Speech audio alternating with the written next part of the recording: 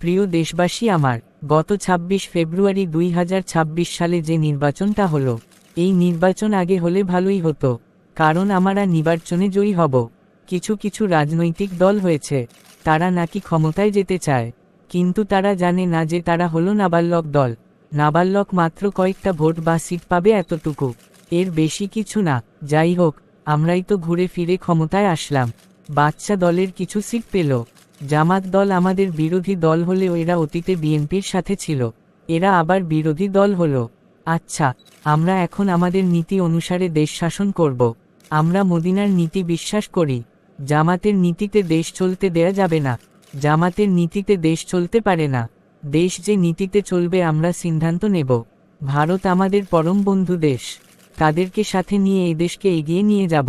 আমরা ভারতের অর্থনৈতিক দিক থেকে এগিয়ে যাব ইনশাআল্লাহ। জামাত ও এনসিপি দল আছে শুধু জুলাই নিয়ে, আবেগ দিয়ে দেশ পরিচালনা করা যায় না। জুলাই সনদের কিছু অংশ বাস্তবায়ন করা হবে। জুলাই সনদের সকল অংশ ৫ই আগস্টের অংশ নয়। আমি স্বরাষ্ট্রমন্ত্রী হিসেবে দেশের আইন শৃঙ্খলা রক্ষা, আইন বিভাগ, শাসন বিভাগ, বিচার বিভাগ, দেশে শান্তি বজায় রাখা, বিভিন্ন দেশের সাথে বৈদেশিক সম্পর্ক বজায় রাখা এবং ভারত মহারাষ্ট্রের সাথে সুসম্পর্ক বজায় রাখা। ভারত বন্ধু রাষ্ট্রকে সবসময় সাপোর্ট করতে হবে। যত গাদা বাঙালি বিএনপির সমর্থক আছো, সবাই আমাদেরকে সহযোগিতা করবেন।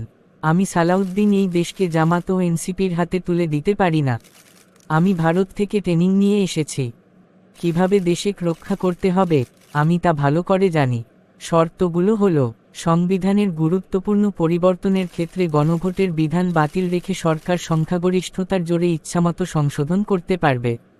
তত্ত্বাবধায়ক সরকার, নির্বাচন কমিশন ও সরকারি কমিশন গঠনে সরকার একতরফাভাবে সিদ্ধান্ত নেবে। সংরক্ষিত মহিলা আসনের অনুরূপ জাতীয় নির্বাচনে প্রাপ্ত আসন অনুপাতে উচ্চকক্ষ গঠন করে সংসদে সরকারি দলের একতরফা নিয়ন্ত্রণ নিশ্চিত করার চেষ্টা করা হবে। যখন তখন ইন্টারনেট সেবা বন্ধ করার সুযোগ রাখা হবে। দণ্ডপ্রাপ্ত অপরাধীদের ক্ষেত্রে রাষ্ট্রপতির ইচ্ছামতো ক্ষমা প্রদানের সুযোগ বহাল রেখে দলীয় সুবিধা নিশ্চিত করা হবে।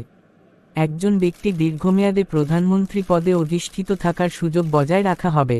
একই ব্যক্তি দলীয় প্রধান, সরকার প্রধান ও সংসদ নেতা হিসেবে একযোগে দায়িত্ব পালন করতে পারবেন। বিচার বিভাগকে নিয়ন্ত্রণ রেখে বিচারক নিয়োগ প্রক্রিয়ায় স্বচ্ছতা ব্যাহত করা হবে এবং রাজনৈতিক প্রভাব বজায় রাখা হবে। গুম ও মানবাধিকার সংশ্লিষ্ট কমিশন বাতিল বা দুর্বল করে দমন পীড়নের পথ পুনরায় উন্মুক্ত করা হবে। আইন শৃঙ্খলা বাহিনীকে দলীয় ক্যাডারে রূপ দেওয়া হবে। গণভোট অধ্যাদেশ বাতিলের মাধ্যমে গণভোটের রায় অকার্যকর করা হবে এবং জনগণের প্রদত্ত রায় কার্যত অস্বীকার করা হবে। এই বলে আমার বক্তব্য শেষ করলাম। জয় বাংলা, জয় বঙ্গবন্ধু, বাংলাদেশ জিন্দাবাদ, বাংলাদেশ দীর্ঘজীবী হোক।